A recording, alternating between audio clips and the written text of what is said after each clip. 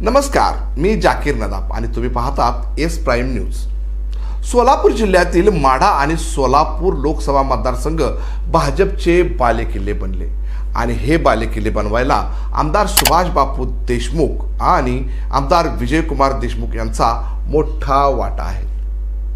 कारण त्यांनी सोलापूर जिल्ह्यात खऱ्या अर्थाने भाजप रुजवली होती।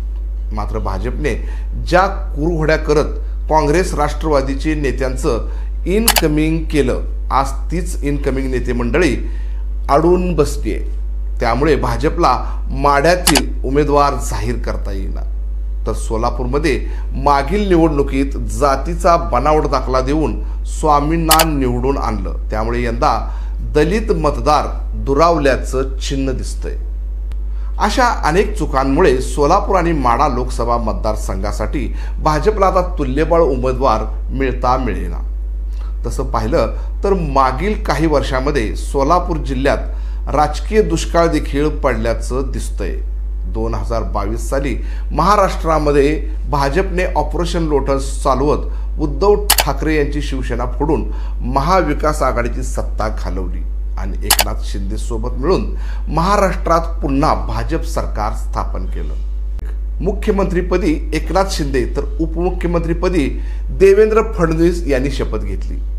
मंत्रिमंडळाचा विस्तार झाला, मात्र यामध्ये सोलापूर जिल्ह्यातील एकाही मातब्बर समजल्या जाणाऱ्या नेत्यांचा समावेश केला गेला नाही। तेव्हापासूनच सोलापूर जिल्ह्यातील भाजपमध्ये मरगळ आल्याचं चित्र दिसतंय।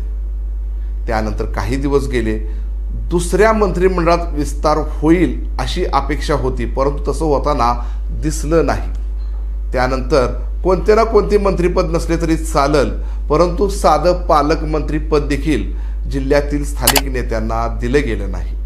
हा रोष जिल्ह्यातील मातब्बर नेत्यांच्या पोटात नक्कीच होता, मात्र हा रोष ओठावर आला नाही हे नक्की। परंतु आजच्या लोकसभा निवडणुकीच्या उमेदवारीसाठी याच नेत्यांनी भाजपच्या वरिष्ठांना शोधा, बघा आणि सांगा ही मोहीम सुरू केल्याचं दिसतंय। त्यामुळे भाजपला माढा आणि सोलापूरमध्ये तुल्यबळ उमेदवार मिळता मिळेना आणि जर बाहेरून उमेदवार दिला तर नक्कीच याचा फटका भाजपला बसणार असल्याचं बोललं जातंय।